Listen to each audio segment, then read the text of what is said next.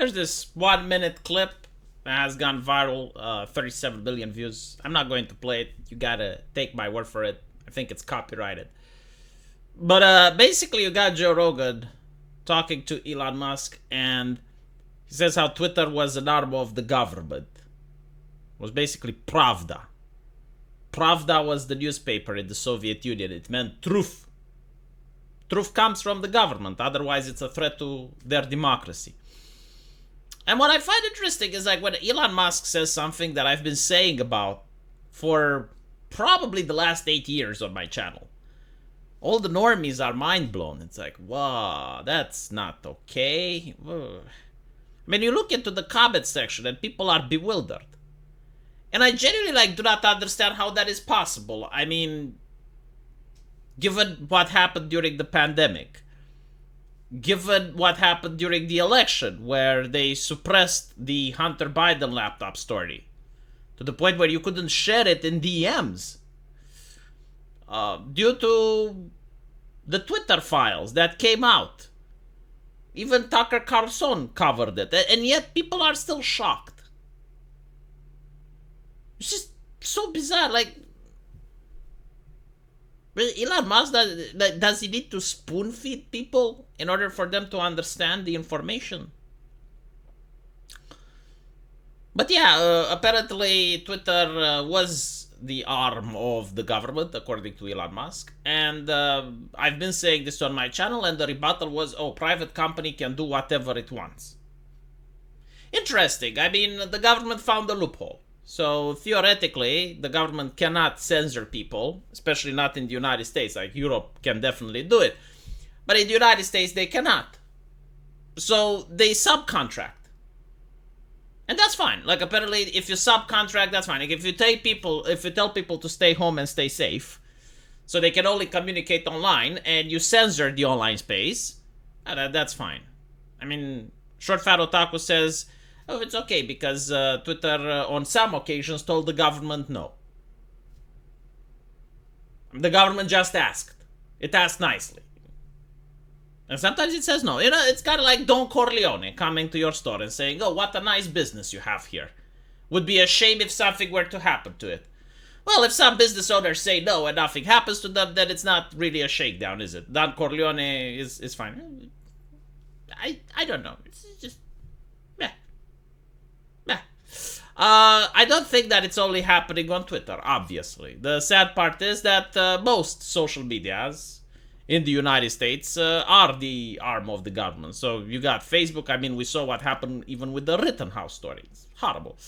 Facebook, Twitter, even Google. Google, like, it's a search engine, right? No, it's not. It's a pitch engine. It's literally what they want you to see. Compare Google to what it is now to what it used to be in 2016. In 2016, if I tried to search for something, I barely would press 2 keys, and it's like the search engine was already in my head, knowing what I'm looking for and providing me the exact results that I wanted to find. Nowadays, I'm struggling. Nowadays, you don't even get to see all of the search results, and if you look for stuff that's mildly controversial, global warming, abortion, it's only authoritative sources, like only one side of the argument. Like, no, seriously, do this, right? Do this. Go outside and talk to people. Just random people, and see how many of them believe or don't believe in global warming. Okay, now just look at the number. How many people you spoke with, how many of them believe versus how many of them don't. And then look on Google and try to find people that don't believe. How much do you need to struggle for that to happen? This is why they're panicking with AI so much. Like, AI is terrifying them. And I understand Obama is now in controversy because he silently advised the White House on AI shit. They're terrified because at the end of the day, the artificial intelligence is not actually an intelligence, but it's a more advanced search engine. It's a search engine 2.0, if you will. And the problem is that people have access now to the information that they used to have in 2016. So the concern is AI safety. We need to make AI equitable, diverse, inclusive, right? We need to lobotomize it, basically. Because you can't just let the AI say the stuff that it's trained to say. At the end of the day, what is an AI? You feed it a library of information, and then it searches through that information and provides you the most probable result. But the most probable result is not the politically correct result. It's not the result that advantages the Democrats. That's dangerous to their democracy. So therefore, they gotta do the same thing to the AI, which is what they did to social media. Unfortunately for them, however, I don't think that this is going to last, because eventually people are going to have their own AIs that they can install offline. So you may have like your Uchikushi waifu, which is installed on your phone or on your laptop with no online connection. And this is the worst horror that keeps them awake at night. And by them, I mean the politicians, as well as people from big tech. Imagine big tech not knowing what you talk with your AI. It's horrible. But of course, no one cares when I say this on my channel. It's only when Elon Musk says it. Like, it needs to come from Joe Rogan, I assume. Again, like, I don't understand why people are shocked. I mean, did they genuinely buy the propaganda that my private company can do whatever it wants? Is this what we're talking about? Because it's a possibility. I don't know.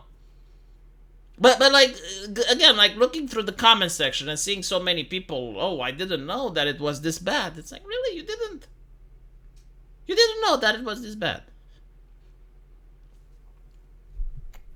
I remember, like, in 2016, the conversation about shadow banning became a thing. And people were so outraged. Like, social media can shadow ban people? Like, you can be suppressed for stuff that you say? Really?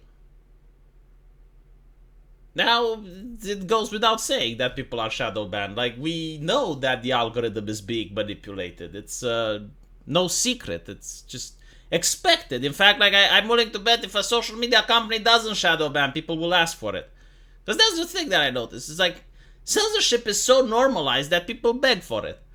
The greatest horror of the journalists when Elon Musk managed to take over Twitter was that things would go back to how it was in 2016. And they were like, oh my god, what if someone says the N-word? What if someone says racismus? And I'm like, do you want me to go through your timeline and see what you were posting in 2016, motherfucker? Because we know, like, again, your likes are public. A lot of journalists were posting very edgy shit before the Trust and Safety Council. But it is what it is. I guess, average people are going to go Pikachu face at this. Anyway, let me know what you guys think. As usual, I will see you in the comment section. And if you really like this video, don't forget to subscribe. Take care.